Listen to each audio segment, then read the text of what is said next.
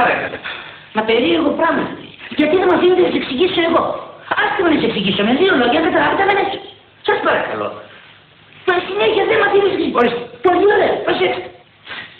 Σε μια στιγμή μπαίνει ο κύριος Απόστολος στο γραφείο και κράτηκε την στήλη και την ακούμπησε απάνω στο γραφείο.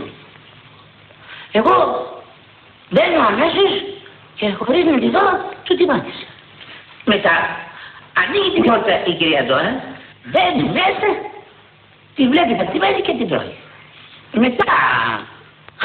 Μετά ήρθε ο κύριος Πέτρος και έφερε τη δική του αυτή, αλλά εμείς δεν τελειώσαμε και είχαμε τελειώσει. Καταλάβατε και αυτός και να σας ευκολύνεται.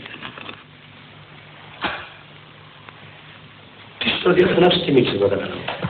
Κύριε Αντιπροσωπευτά, πες να σας δώσω μια συμβουλή πάλι.